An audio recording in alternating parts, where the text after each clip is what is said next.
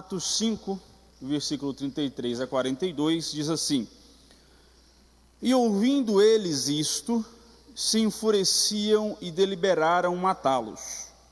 Mas, levantando-se no conselho um certo fariseu, chamado Gamaliel, doutor da lei, venerado por todo o povo, mandou que por um pouco se levassem para fora os apóstolos, e disse-lhes: Homens israelitas, acautelai-vos a respeito do que haveis de fazer a estes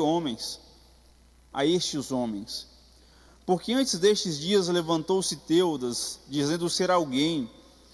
A este se ajuntou um número de uns 400 homens, o qual foi morto, e todos os que lhe deram ouvidos foram dispersos e reduzidos a nada.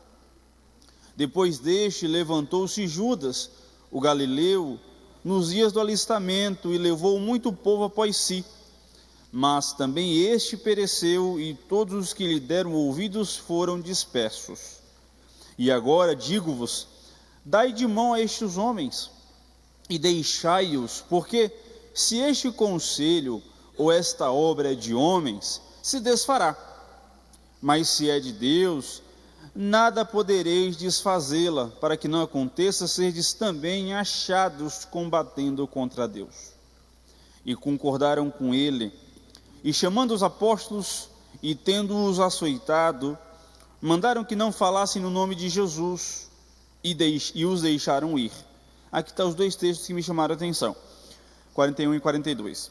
Retiraram-se, pois, da presença do concílio, regozijando-se de terem sido julgados dignos de padecer afronta pelo nome de Jesus. Em outras palavras, se alegraram, ficaram felizes de terem sido açoitados e julgados por padecerem no nome de Jesus.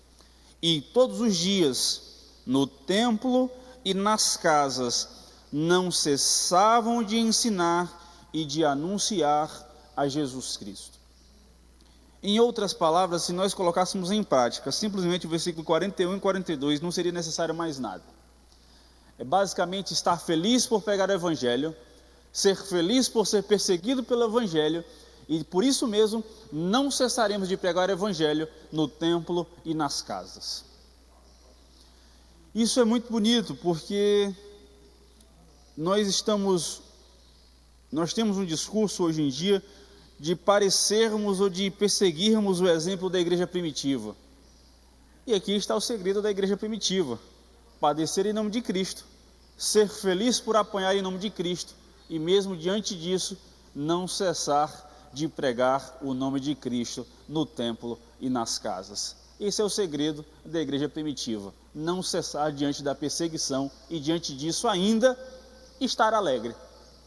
Veja, os propósitos desse treinamento, segundo o documento que vocês estão na mão, da nossa lição, indicar o pequeno grupo como o melhor lugar para a integração e processo de formação espiritual. Compreender que o pequeno grupo não se limita ao ambiente físico do templo. E o outro ponto é criar no pequeno grupo um ambiente de aceitação e cura. Eu acho isso muito importante. Esses pontos aqui tratados como propósito a partir do nosso comentarista. O terceiro ponto, ser um ambiente de cura e aceitação. Eu vou abrir um parênteses com muito cuidado e vou tentar não adentrar muito para não virar um ponto de discussão. Mas, por exemplo, a nossa casa deve ser um ambiente de cura, um ambiente de aceitação. Não é necessariamente que eu aceite o teu pecado de modo escancarado, mas é que, apesar do teu pecado, que você é pecador, que você, diante da sua vida, do seu estilo de vida, você seja aceito aqui, para que você seja alcançado pela palavra e dessa maneira seja transformado e curado. A igreja tem se comportado muitas vezes mais como um ambiente de afronta, e não no sentido afronta, no sentido de confrontar o pecado, mas de afrontar o pecador. É muito diferente você confrontar o pecado e afrontar o pecador. Porque quando você afronta o pecador, você desrespeita, você ofende, você diminui, você macula. Quando você confronta o pecado, você está buscando nele, através da palavra, um ambiente de cura, gerando a ele um ambiente de transformação por livre e espontânea ação do Espírito Santo. Houve nas Olimpíadas agora um caso, em algum esporte, por exemplo, de alguém que, segundo a organização, não deveria fazer parte daquele esporte. Teoricamente está todo mundo aqui entendendo o que eu estou falando, pelo menos quem procurou seguir ali as redes sociais e tal. Mas eu julgo que quase ninguém aqui leu e estudou sobre o caso. Apenas pegou o título e falou o que pensa. Ninguém foi buscar geneticamente, biologicamente, historicamente, psicologicamente, familiar, o contexto histórico familiar, para entender o que culminou no que aconteceu nos nossos últimos dias.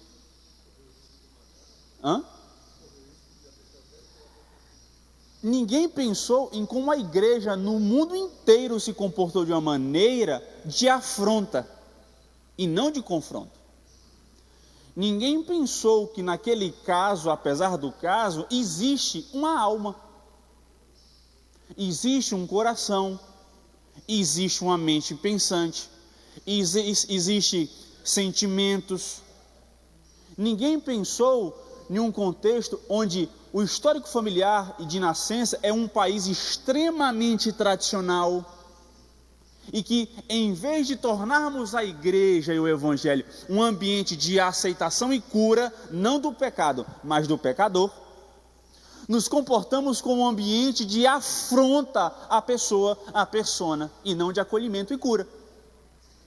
De maneira geral e macro, esse ambiente; de maneira micro, a nossa família.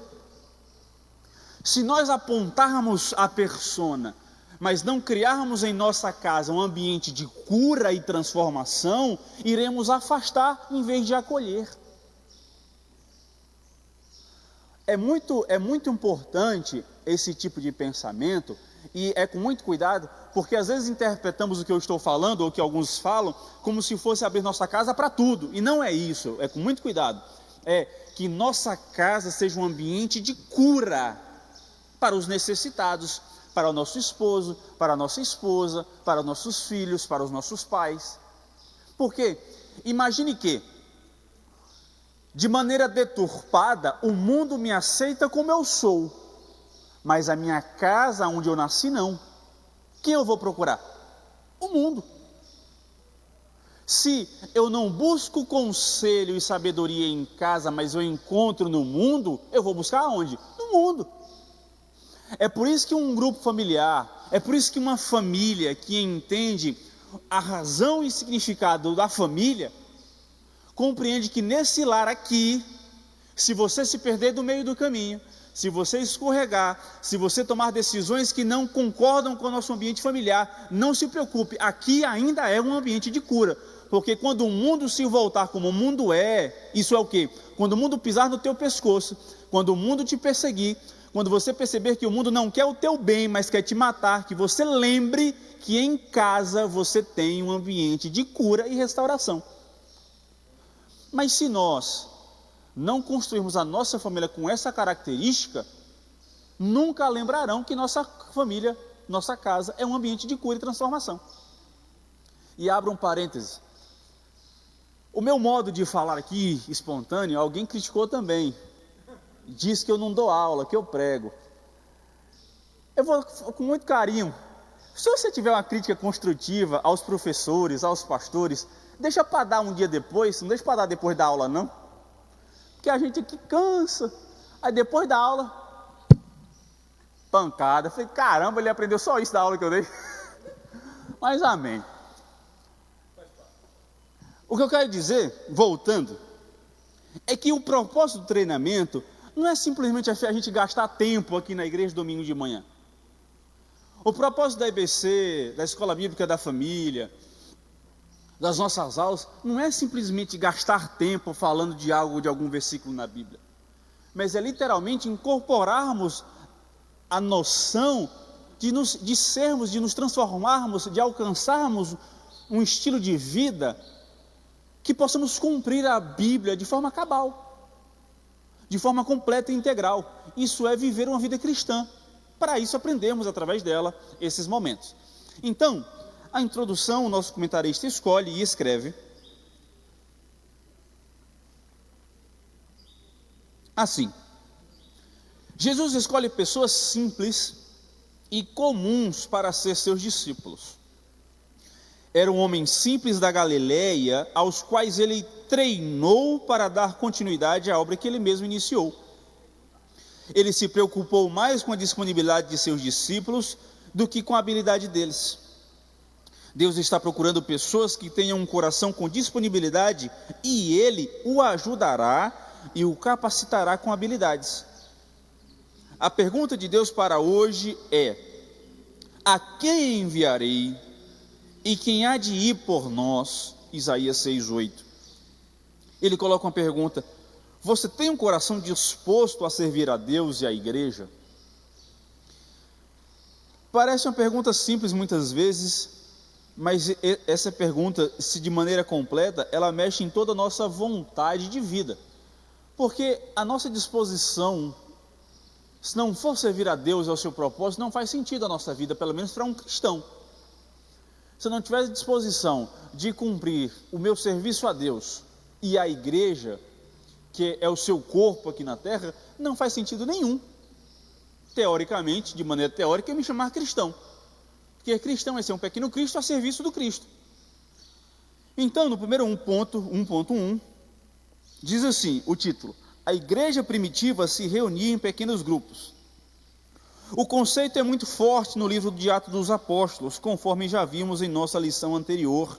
Aqui nós temos uma série de referências bíblicas e outros textos também fazem menção direta ou indireta.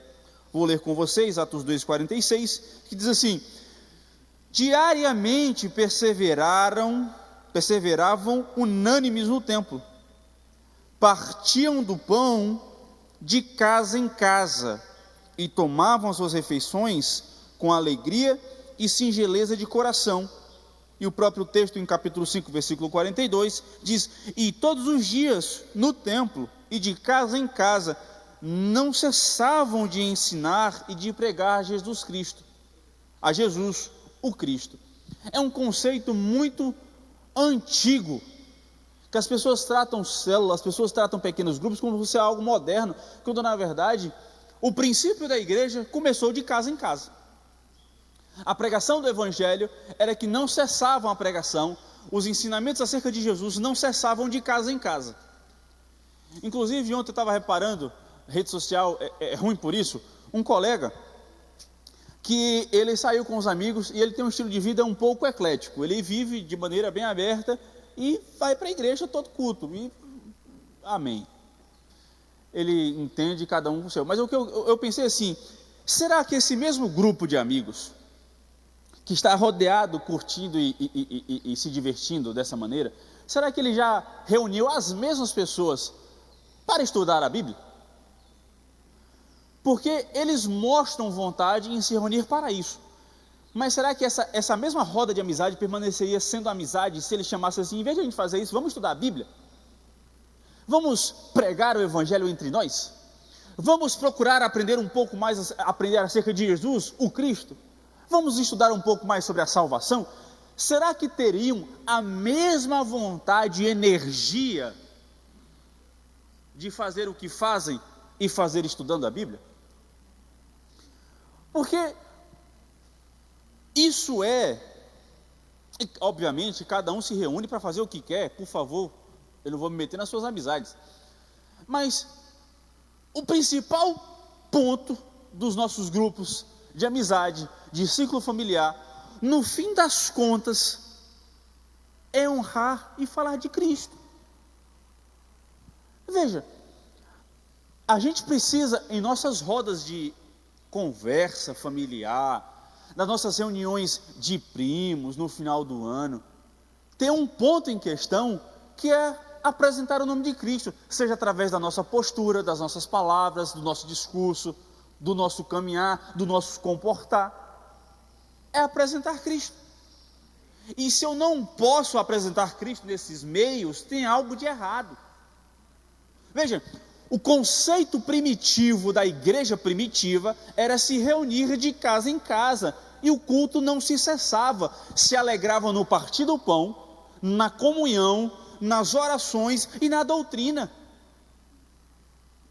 Tudo isso culmina, chega no ponto de intercessão, que o objetivo é, através da nossa comunhão em Cristo, aprendemos juntos. Isso é um princípio básico. A gente, na última aula eu falei, é que eu acho engraçado que as nossas aulas, se a gente fosse resumir, é literalmente nos ensinarmos a ter culto em casa. A gente está aprendendo de novo a ter culto em casa. A gente está tão acostumado a vir para a igreja, ter alguém que canta, ter alguém que prega, a gente recebe e vai embora, que a gente esquece como é que se cultua em casa. A gente se esquece como é que a gente adora em casa, a gente se esquece como é que a gente louva a Deus em casa, a gente se esquece como chegar para o nosso pequeno e orar por ele. Por quê? Porque tem um pastor que ora todo domingo. Para que eu vou orar sobre o meu filho se tem um pastor que ora ao domingo? Para que eu vou ajoelhar com a minha esposa na beira da cama se tem um pastor que ora pelas famílias ao domingo? Estamos perdendo o conceito de culto familiar em casa, porque estamos nos acostumando com o culto coletivo. E o culto coletivo não anula o culto familiar, pelo contrário, agrega. Porque se todas as famílias cultuassem em casa, o que seria de nós como culto coletivo? Todo mundo com o mesmo espírito, todo mundo com a mesma vontade, todo mundo com o mesmo conceito de adoração e louvor? Seria diferente. Os milagres, os testemunhos que teríamos aqui, seria fruto do nosso culto em casa, da maneira que a gente vem de fora para dentro, e não do que a gente vive fora saindo daqui. Aqui é resultado do que vivemos lá. Assim é o culto familiar. O ponto 1, ponto 2,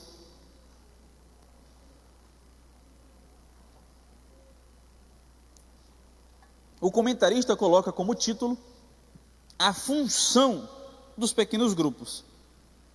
Diz assim: informalidade, 2 pontos. É importante que o pequeno grupo familiar seja informal. Um bom ambiente no pequeno grupo familiar se dá pela possibilidade de todos participarem, sendo o marido pai, ou a esposa mãe, ou mesmo o filho que está na linha de frente naquela reunião, que seja somente um facilitador para ajudar todo mundo a contribuir. Não se deve ser uma coisa religiosa, ortodoxa, perfeita, vou acrescentar tradicional, engessada, dura, chata.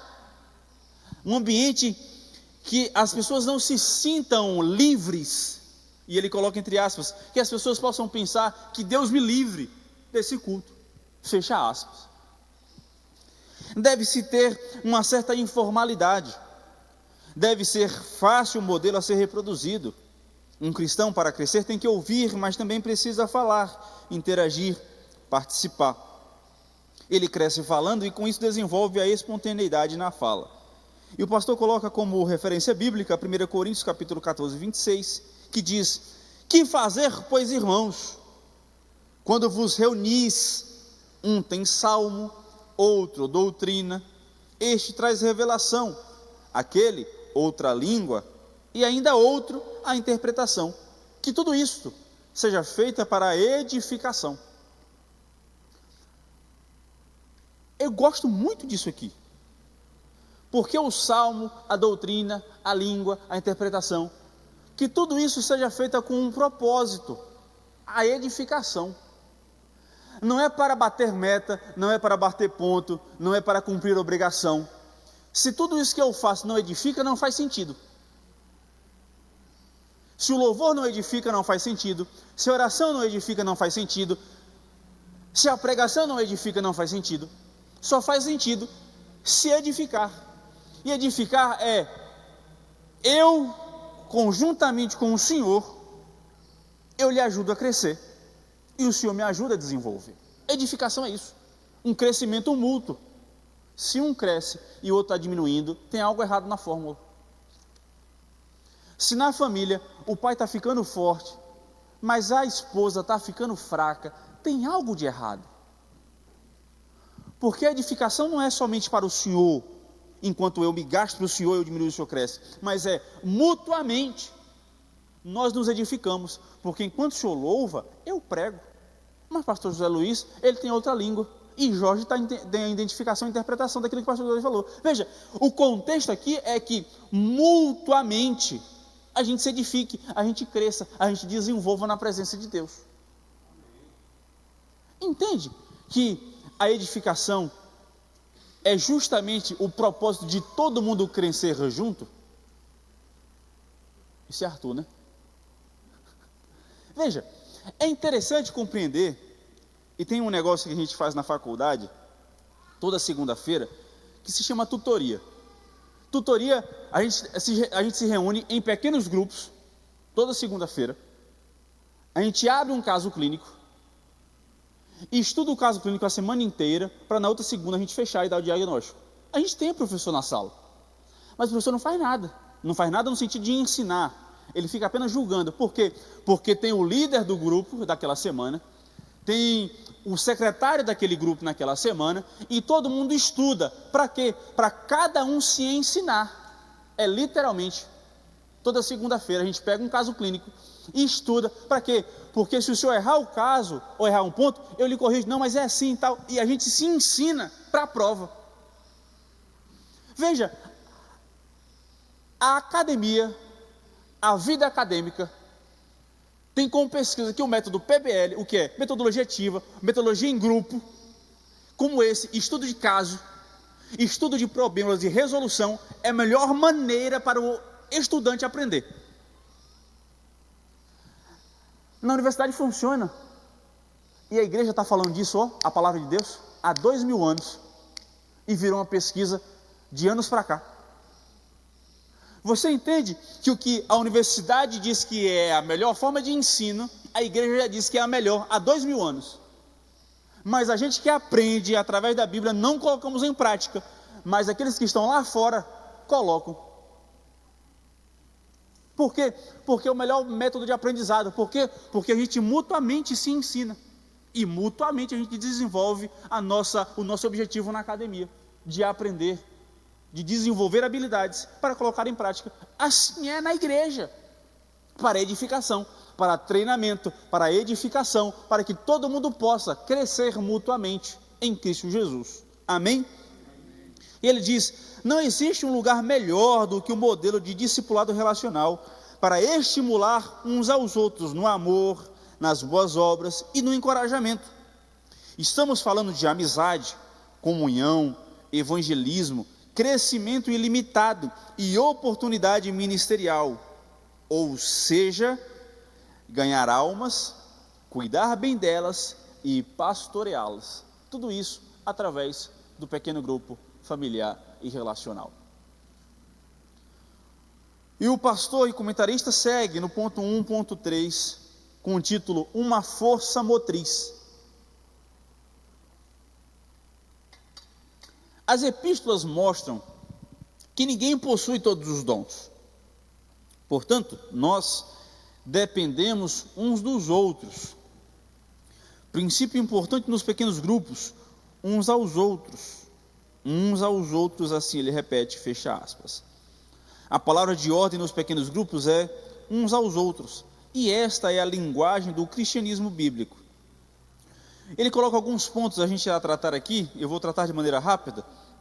Por exemplo, o que nós somos, ou o que devemos fazer num pequeno grupo familiar, servir uns aos outros.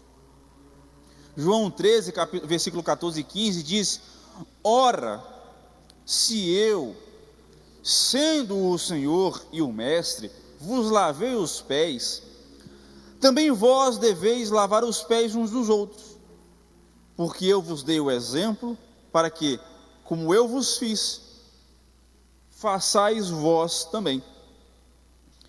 E Paulo, na Epístola aos Romanos, capítulo 12, versículo 10, diz, amai-vos cordialmente uns aos outros, com amor fraternal. preferindo-vos em honra uns aos outros. Preferir aqui é do grego preogeomai, ou preogeomai, que significa ir adiante e mostrar o caminho, ir à frente e conduzindo. Quando eu prefiro aqui, em honra uns aos outros, eu vou na frente honrando quem vem atrás. Eu vou à frente mutuamente mostrando o caminho, honrando um ao outro. Eu vou preferir o outro, o honrando do que a mim. Eu vou conduzindo em amizade, eu vou conduzindo em amor fraternal, eu vou mostrando a vida, o evangelho, de maneira honrosa adiante. É literalmente o que Paulo está falando, que devemos de maneira honrosa preferir o outro, honrar o outro, admoestar o outro, conduzir o outro de maneira amorosa, fraternalmente. As nossas relações têm se tornado meio complicadas, porque a gente sempre tem algo a querer do outro, e por isso a gente se conduz, em vez de não necessariamente simplesmente honrar o outro de maneira preferível, honrando em nossa relação com amor fraternal. Eu tenho, eu dou, ponto. Servir um ao outro é literalmente servir ao Senhor, sem necessariamente eu querer do Senhor algo em troca. Porque os discípulos naquele momento aqui de João 13, após a lavagem dos pés, eles não pegaram e lavou os pés de Cristo. O texto não fala. Só fala que Jesus lavou os pés deles. E assim como eu vos ensinei, façai vós também, uns com os outros. Isso é o quê? Jesus não lavou os pés para que eles lavassem os pés de Jesus, mas que eles façam uns aos outros. Então, eu sirvo a vocês, não para vocês me servirem, mas eu sirvo a vocês para que vocês possam servir a outros. Não é um caminho de mão dupla, mas é um caminho que se segue um com o próximo. Porque dessa maneira, como um cordão, faz a volta e alguém me servirá, porque eu sirvo ao Senhor, o Senhor serve a senhora, e assim por diante. Se a igreja serve um ao outro, é um corpo saudável. Porque se minha perna anda, ela não serve só a perna que andou, ela serve a todo o corpo que andou para frente juntamente com a perna. Se eu sirvo um ao outro e um com o outro, eu estou promovendo uma vida saudável para o corpo a qual eu pertenço. Não é porque eu quero ter algo em troca, mas é simplesmente porque é mandamento, é ordenança, é obrigação do cristão servir ao outro. Por quê? Porque Jesus deixou como exemplo. Porque ele quis, ponto. Não tem ponto de discussão, não tem mas, não tem se, é isso e acabou, é servir. E a gente quer servir com condição. E o comentarista segue: orai uns pelos outros e confessai os pecados uns aos outros. Eu coloquei aqui, ele divide em 2 pontos, eu juntei os 2 pontos em um, porque é o mesmo texto, Tiago 5,16, que diz: confessai, pois, os vossos pecados uns aos outros, e orai uns pelos outros, para serdes curados. Muito pode, por sua eficácia, a súplica do justo. Gente, isso aqui é tão sério, isso é tão sério, que a gente tem medo de confessar um ao outro, porque a gente não sabe se o outro vai dar com a língua nos dentes. Isso é perigoso demais. Quão triste é a palavra de Deus dizendo que a igreja saudável, um corpo nutrido, tem a capacidade de haver confissão uns com os outros para que haja oração e cura. A gente tem coragem de confessar um ao outro nosso pecado? Pense bem. Você tem coragem? Porque no mundo de hoje vai dar o quê? Fofoca. Gente, eu acho engraçado. A gente está em um mundo tão teológico hoje, de conhecimentos e conceitos teológicos, a gente esquece do básico. O básico, literalmente, é o Senhor ter... O básico é eu me comportar tão bem diante de Deus, que o Senhor diga assim, ó, eu vou me confessar com o Jones, ou eu vou dizer assim, eu vou me confessar com o Senhor. Eu literalmente, dizer assim, ó, eu errei, preciso da sua ajuda, bota a mão aqui e ora por mim. é o corpo se nutrir, se corrigir. E a gente não se comporta desse jeito. É o básico que funciona, irmão. Eu queria parar aqui a aula hoje. É meu sentimento. Para a gente ir para casa pensando nesse ponto. Você se comporta como alguém que o outro vê, como alguém capacitado para te confessar e dizer assim, ora por mim? Ou só serve o pastor? Só serve o ministério? O que a palavra está dizendo é literalmente que nós somos capazes. Assim, eu preciso falar com alguém. Eu vou olhar no corpo de Cristo. Guilherme tem cara de que eu posso me confessar. E ele não vai sair contando para quem está do lado. Guilherme, fiz isso, errei. Escorreguei. Ou meus pensamentos sobre isso foi isso aqui. E esses pensamentos não são de Deus. Ora comigo. Ora aqui comigo, ora por mim. E segue a vida. Sem o temor de que Guilherme, se um dia ficar com raiva de mim, vai contar o que um dia eu contei para ele. Que o mal é isso, a gente confia e até se dá bem. Mas daqui a 3 anos o senhor ficou com raiva de mim, o que é que o senhor faz? O senhor contou o meu pecado de 3 anos atrás, que já foi perdoado, Acontece, gente. Gente que é amigo e melhor amigo, e anda junto, e come pizza em casa, e faz churrasco, e, entre aspas, está se edificando, mas tem uma briga, tem uma ruga, tem uma pisada no calcanhar daqui a 5, 10 anos, e a pessoa vai e busca lá, desenterra o pecado de 10 anos atrás, que você me confessou um dia, e traz como fofoca. Que igreja é essa? Que igreja é essa? Que tipo de grupo familiar, que tipo de família eu sou, que família cristã eu sou, se eu me comporto desse jeito? Eu tenho que ter o conforto de que os irmãos com quem eu me confessar não vai desenterrar a minha confissão. O direito chama isso de calúnia, perjúria e difamação. Se o direito, uma ciência humana, já diz algo sobre isso, quanto mais Deus diante dele. A gente mais respeita os preceitos humanos, as leis e a Constituição, do que a nossa Constituição primordial e primária, que é a palavra de Deus. A gente tem mais medo de um processo de calúnia, difamação e perjúria, do que o julgamento diante de Deus pelo nosso calúnia, perjúria e difamação. Porque com um bom advogado você se defende, e diante de Deus?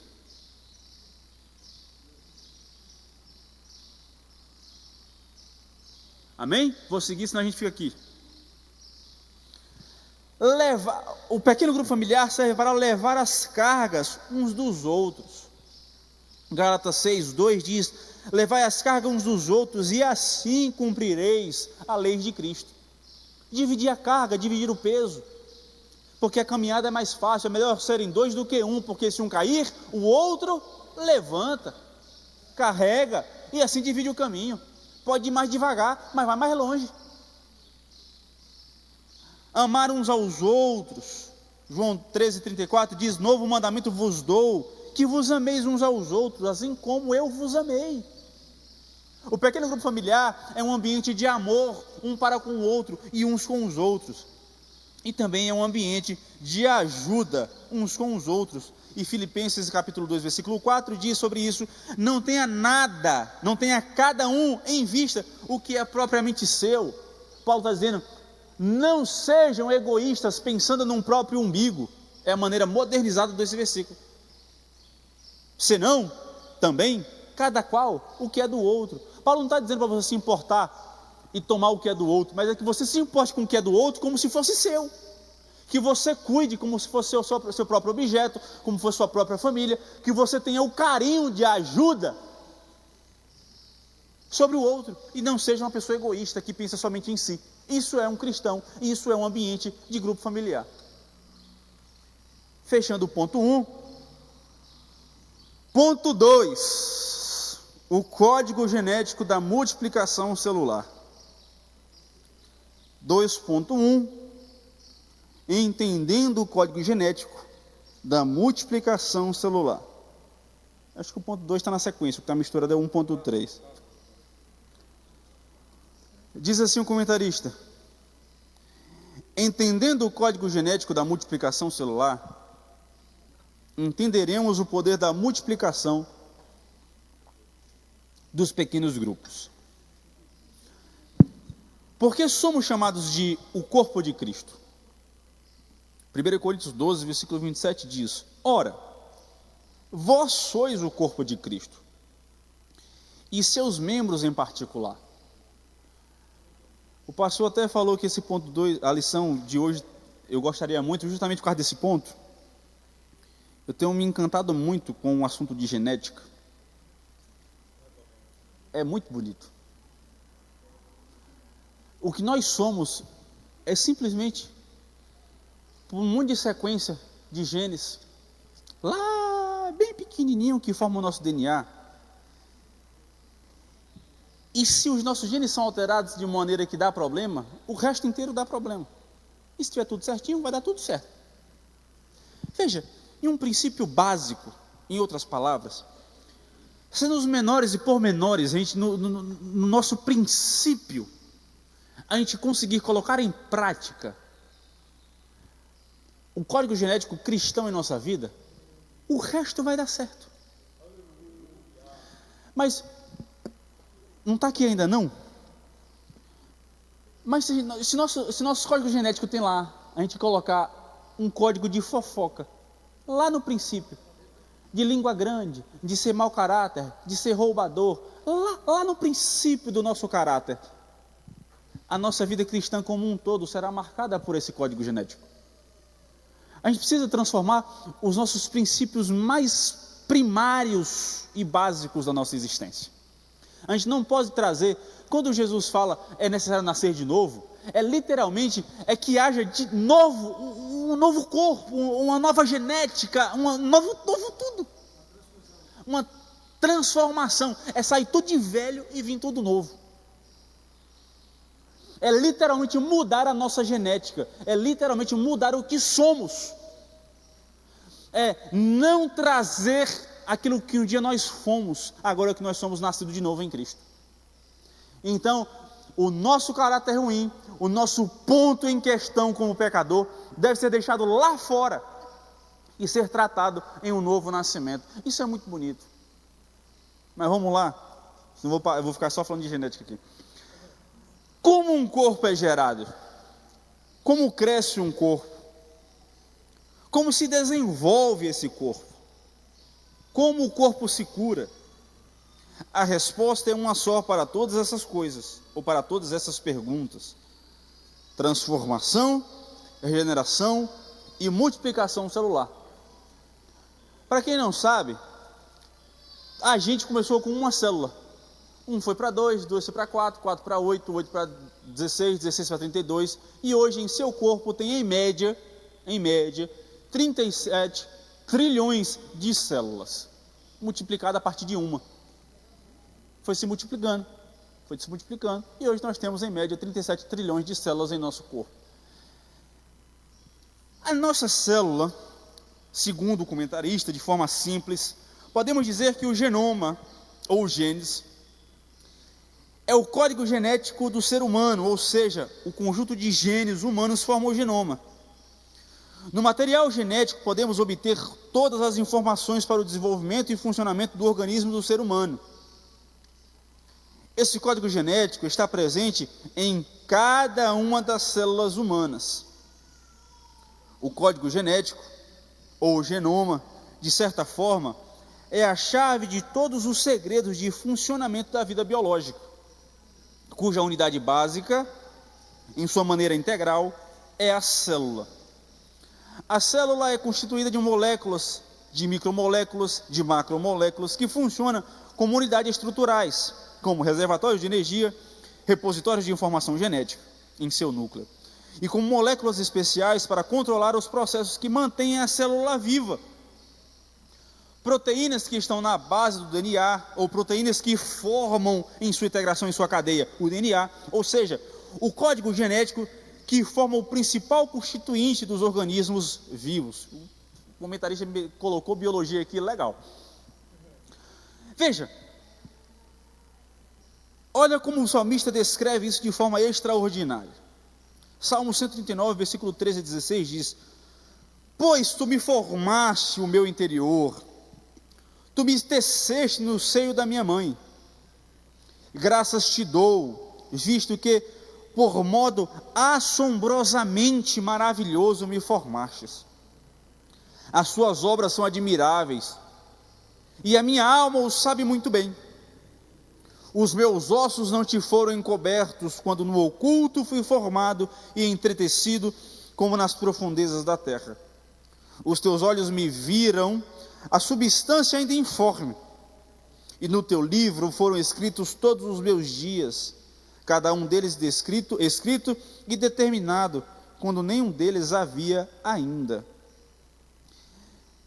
Eu acho muito bonito isso aqui, porque antes que houvesse material, antes que houvesse um corpo, antes que houvesse qualquer formação embrionária, e ainda era somente uma célula, ainda quando era 2 células, um espermatozoide e um óvulo, antes de ser formado em seu princípio biológico, Deus já havia nos feito em seu plano, e os dias já haviam sido formados segundo a sua vontade e o seu querer.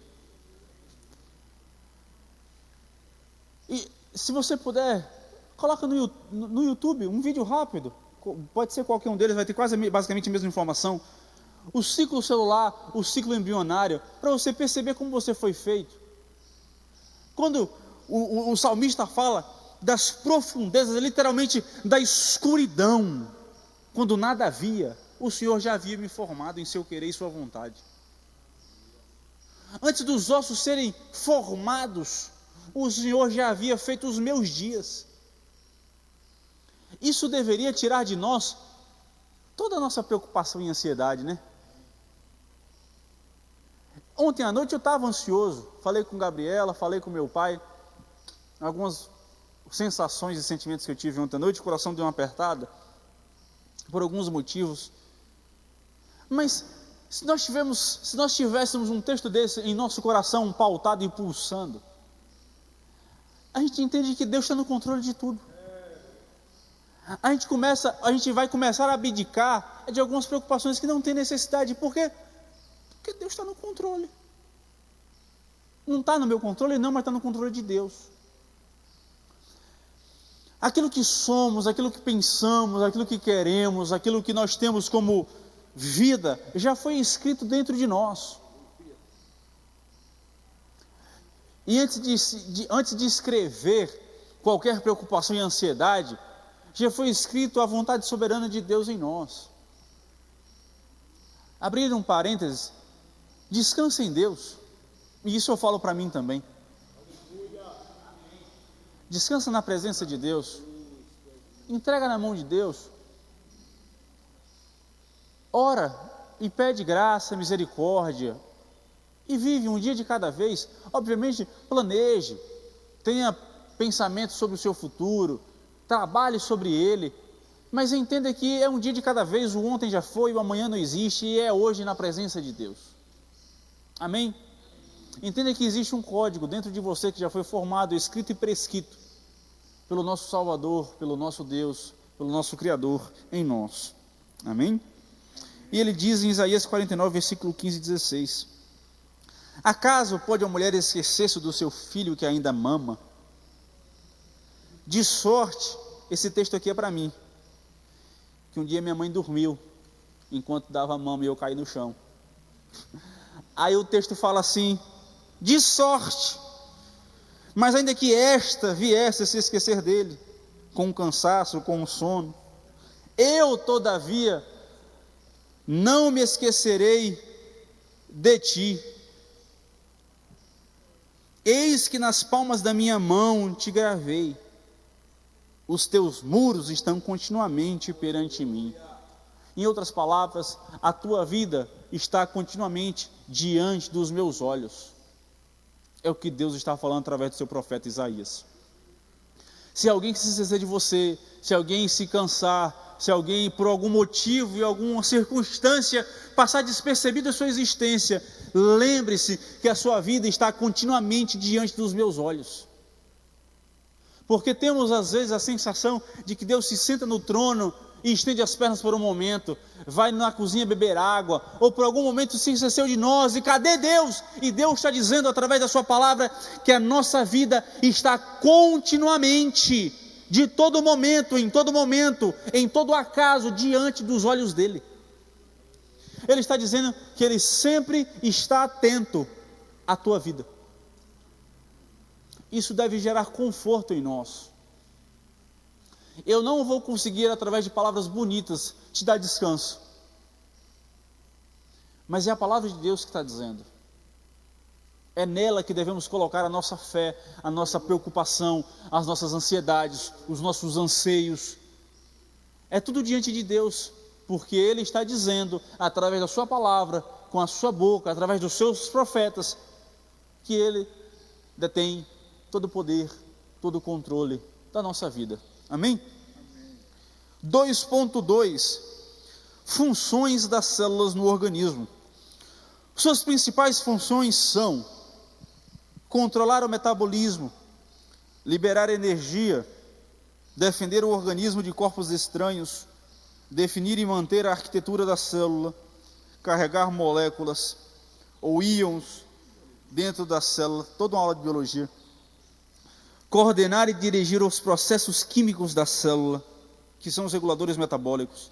Em outras palavras, são as células que cuidam da alimentação, da defesa, do equilíbrio, da preservação e da reprodução de todo o corpo.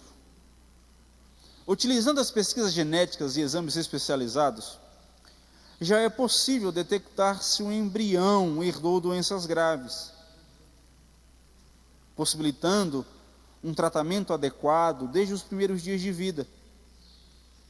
Este procedimento reduz o impacto de doenças sobre o organismo, assim como suas sequelas. Futuramente, quando forem descobertas as funções de todos os genes humanos, muitos outros benefícios virão. Isso é interessante, porque quase ninguém faz exame. Você pode chegar no laboratório e fazer exame genético, custa R$200 e poucos, e quase ninguém faz, para saber que tipo de doença a gente pode ter, ou que nossos filhos podem ter. Literalmente, as nossas células, segundo o comentarista e segundo a biologia, é quem coordena todo o nosso corpo, cada um em sua função, cada um em seu quadrado, cada um contemplando aquilo que nasceu para fazer. Se a gente fizesse aquilo que a gente nasceu para fazer, as coisas seriam muito mais fáceis. Já diz o filósofo, cantor Thales Roberto, a gente é que complica tudo. É a gente fazer o que não nasceu para fazer. É que a gente destoa daquilo que o Criador nos criou para fazer. Se cada um contemplar o processo da igreja, no corpo de Cristo, lá fora, em sua casa, no trabalho, na escola, cada um contemplar o seu objetivo, o seu propósito, a sua missão, o corpo, ele funciona. Por que você anda? Por que você está em pé? Por que você pensa? Por que seu coração bate? Por que seu sangue flui? Tudo isso é composto por cada célula que cumpre a sua missão. Por que seu estômago funciona? Por que seu fígado funciona? Por que seu rim funciona? Tudo isso porque suas células conformam e se comportam segundo a sua missão. É o que nosso comentarista está colocando aqui como critério e como lição para nós. 2.2.3 O que isso tem a ver com os pequenos grupos familiares? Ele diz assim: semelhante à biologia molecular ou biologia celular, nós podemos, com a ajuda do Espírito Santo, pela avaliação dos pequenos grupos familiares e do discipulado individual, determinar e garantir a saúde e equilíbrio do corpo espiritual de Jesus, que é a igreja. Pelo pastoreio zeloso, através dos pequenos grupos, teremos a vivência de Atos 2,42. E perseveravam na doutrina dos apóstolos, e na comunhão, no partir do pão e nas orações. de maneira prática, com alinhamento doutrinário, a prática da comunhão espiritual, que resulta no partir do pão e nas orações. Em outras palavras, o comentário está dizendo: assim como o nosso corpo consegue identificar quando algo está errado por conta das células, a identificação, se nós funcionarmos de maneira como o nosso sistema celular, a gente consegue compreender quando o outro está mal, a gente consegue nutrir, a gente consegue dar atenção, a gente consegue corrigir o erro, a gente consegue admoestar, a gente consegue, de maneira criteriosa, alcançar aquilo que está errado e corrigi-la. Ou, com todo respeito, matar a célula que está ruim. Porque se está defeituosa, ela vai fazer mal ao corpo e ela não merece estar viva. Precisa ser matada, precisa ser morta. É para isso que funciona. A gente, como célula, a gente, como pequeno grupo familiar, nós devemos ter a capacidade de identificar quando o outro está bem, quando o outro está mal, e saber o porquê. Para quê? Para alcançarmos a comunhão, o partir do pão e as orações. Tudo isso pautado na doutrina, de casa em casa, de família em família, de grupo em grupo. Basicamente, é compreender que através da ação dos pequenos grupos familiares, nós temos a capacidade de compreender quando o outro está mal ou está bem. Amém? Entendido? É sério, gente. É sério. Vamos levar em consideração que realmente grupo familiar, culto em casa, é muito importante. É literalmente termos a capacidade de identificar a nossa família e preservá-la, e crescê-la, desenvolvê-la, tudo isso na presença de Deus. Amém? Acredite, quando a gente faz isso, a gente não faz isso pela placa Cristianismo Sem Fronteiras, ou porque o nosso pastor acha bonito, não. É porque literalmente, segundo a sua palavra, a palavra de Deus, é algo bom para nós. Eu acho engraçado, é porque às vezes é tão óbvio e a gente não cumpre. É tão descrito, a gente não faz. E essa questão óbvia e a gente não fazer, eu acho particularmente, eu acho engraçado, porque está aqui descrito para todos nós, a gente está lendo na Bíblia, a gente lê todo dia. E a gente às vezes não cumpre, e não sabe o quão isso é importante. A gente se amaranha demais em coisas muito mais secundárias e outras discussões, do que cumprir aquilo que a Bíblia coloca como ordenança para nós. Amém? Terceiro ponto, para quem está acompanhando aí, tem como título Uma Igreja em Crescimento. O ponto 3.1 tem como título Aprende ou Aprender. A igreja primitiva não se aqueitou com a experiência do sobrenatural. O texto afirma que eles perseveravam na doutrina dos apóstolos. Em outras palavras, o comentarista está dizendo, eles não somente se encantaram com o dia de Pentecostes e ficou naquilo, no mover. Após o mover, após o ambiente sobrenatural, eles foram para a palavra, eles foram para o estudo, eles foram para as letras e nelas perseveravam. Isso é muito importante, porque nós vivemos dois extremos. Ou só ficamos na palavra e descaracterizamos o sobrenatural em Deus, ou só queremos o sobrenatural, só queremos o mover e esquecemos da palavra. É importante entender que uma vida cristã é pautada no sobrenatural em Deus e na perseverança em suas palavras, em sua doutrina, em suas ordenanças. Nem tão pouco, nem tão demais, mas com equilíbrio na presença de Deus. É muito importante entender que existe o sobrenatural, mas existe as letras, e nelas devemos perseverar. Amém? E o autor continua, o Espírito Santo estabeleceu naqueles dias uma escola bíblica de formação cristã. Para compreendermos o que recebemos, precisamos crescer nas doutrinas bíblicas. Para compreender o que Deus nos deu, é necessário entender a palavra de Deus. É o que o comentarista está dizendo. A experiência não substitui a doutrina. E não podemos formar doutrinas a partir da experiência.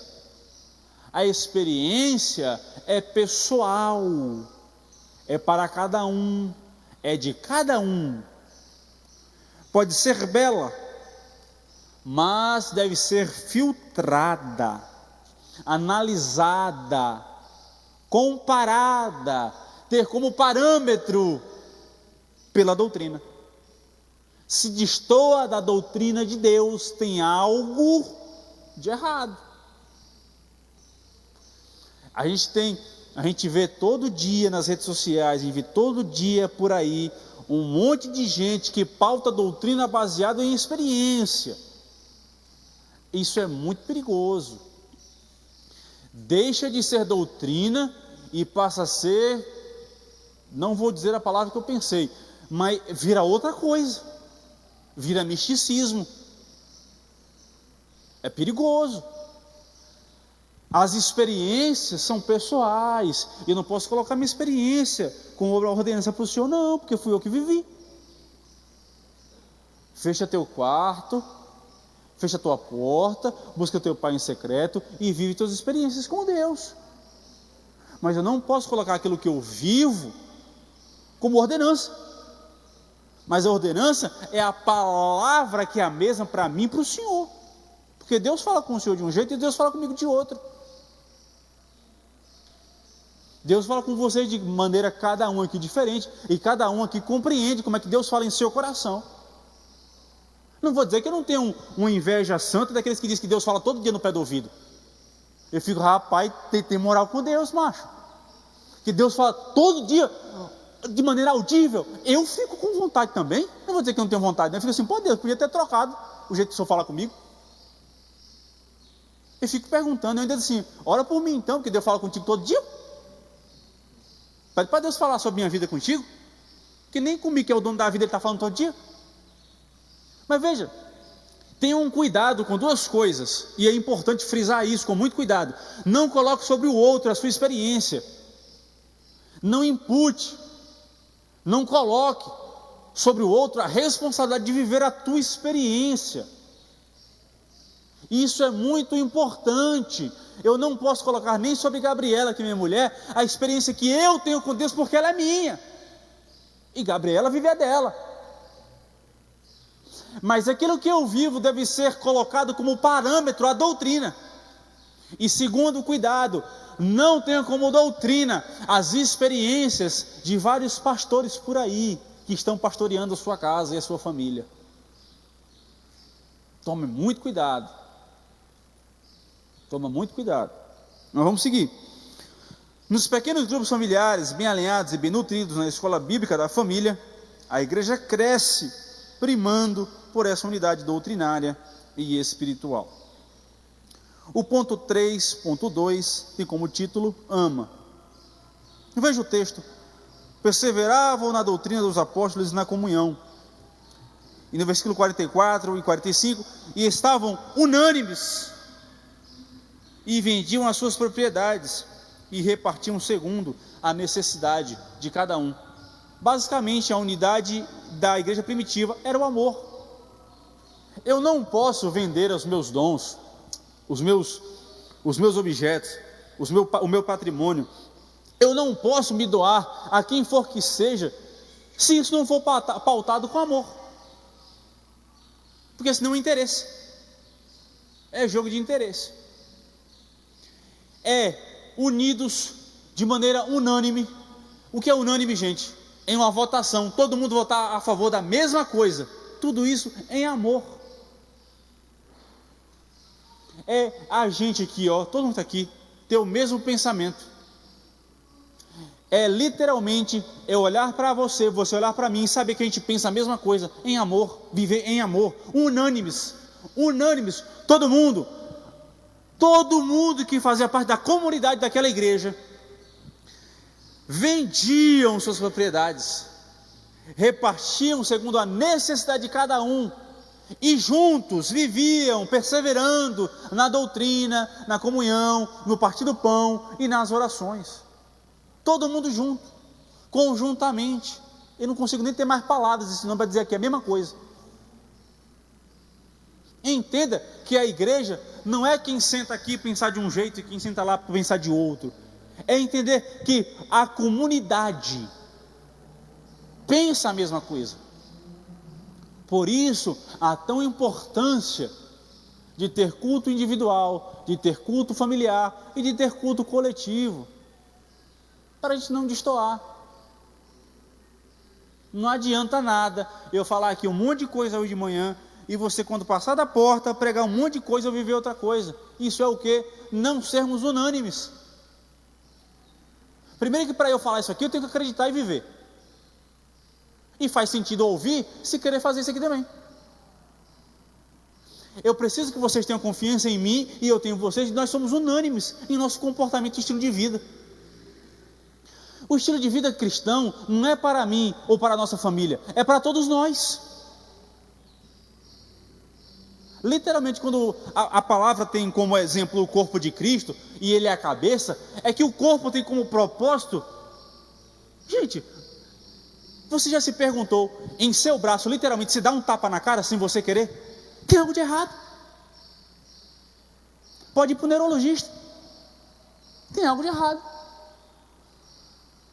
Quando você tem espasmos que você não controla, tem algo de errado. É tensão, preocupação, qualquer outro acontecimento muscular. Tem algo de errado. Se o corpo não tem o mesmo propósito de vida, tem algo de errado. Se tem uma coisa que me deixa triste e tira meu sono, é coisa de igreja. Gente, o resto a gente resolve. Mas coisa de igreja é a vontade do outro. Imagine, quando uma célula acontece algo de errado no corpo, é o que, gente? A gente chama de quê? De câncer. A gente vive bem com câncer, gente? Não quer, a gente não vive bem, a gente não se dá bem, nosso corpo não se dá bem com câncer. O que é que faz?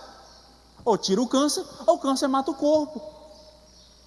Literalmente, a gente não tem em nós o preceito e o conceito de aprender, de amar e de cuidar. Não adianta ter o versículo bíblico: ai, eu sou o corpo de Cristo. O corpo de Cristo não é a placa denominacional Assembleia de Deus, Cristianismo Sem Fronteiras, Batista, Presbiteriana, Metodista. O corpo de Cristo é viver um estilo de vida cristão, ao qual a cabeça do corpo é Cristo. É viver um estilo de vida cristão, que você não me honra porque você é cristão, você honra Cristo, que é a cabeça. Eu me comportar como corpo e você comportar como corpo é obrigação. Não queiramos, pelo amor de Deus, não queiramos nos comportar como câncer no corpo de Cristo. Amém? Portanto, o corpo, o grupo familiar deve ser pautado com amor. Uma igreja em crescimento, ela ama. Ela ama. Ama sem ver a quem. Ela simplesmente ama. É isso que eu estou dizendo. A igreja tem que tomar muito cuidado com a postura que toma nas redes sociais. Sabe por quê? 11:03. Estou acabando. Falta só um último ponto, a gente conclui. E o discipulado já pode vir, quando concluir. Mas a igreja não pode ter uma postura aqui dentro. Enquanto a gente está pregando aqui, está todo mundo me ouvindo. A gente não pode ter uma postura aqui e lá fora se comportar com outra postura. Aqui dentro a gente ama, mas lá fora a gente odeia. É o que eu falei lá no início. A nossa casa tem que ser um ambiente de cura, de restauração, de transformação. Em outras palavras, como é que você como pai se comporta como um troglodita e seu filho vai voltar para casa para ser transformado pelo teu exemplo? Não tem como. Você em casa se comporta de uma maneira, e você no trabalho, ele vê você como um anjo. É você ser cristão, crente dentro da igreja, e não ser cristão lá fora. Não faz sentido. Não faz sentido. Igreja, ela aprende e ela ama, sem ver a quem. porque todo mundo tem o mesmo preceito, o mesmo objetivo: honrar a Deus e ao corpo e à cabeça, que é Cristo Jesus. E por último, ponto 3.3, a igreja em crescimento, ela avança. Igreja em crescimento não dá ré. Igreja em crescimento não dá passo para trás. Igreja em crescimento, ela avança. Não estou dizendo avançar no sentido de estrutura, não. Eu estou dizendo avançar no sentido de ganhar almas, saquear o inferno, discipular, ganhar pessoas, crescer o corpo. Isso é avançar. Porque um crente sai da igreja e ir para outra, não avançou em nada.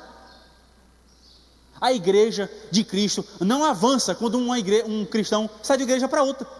Continua crente. A igreja avança quando almas são alcançadas, quando almas são resgatadas, saqueadas do inferno, quando vidas são transformadas, quando pessoas que estavam à beira da depressão são transformadas pelo Evangelho, quando o índice de violência cai, quando o índice de droga cai, quando aquela sociedade que está em decadência, ela desenvolve e cresce pelo crescimento exponencial e saudável da igreja. Uma igreja saudável, ela avança. Veja, o comentarista diz: o que ocorre aqui dentro temos que refletir lá fora. O termo eclesia é um termo composto que sugere chamados para fora. A igreja de Cristo tem que ser uma igreja missionária. A sua missão é ganhar almas, formar obreiros e estabelecer outros campos de trabalho pela expansão do reino de Deus entre os homens.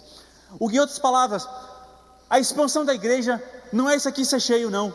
É além disso, é sermos isso lá fora, levarmos a igreja para fora. Igreja não foi chamada para ser limitada por 4 paredes, mas para levarmos para fora, para alcançarmos, para desenvolvermos e ganharmos outras almas. A igreja não cresce porque gente de outra denominação migrou para cá. A igreja cresce porque mais gente vai sendo salva.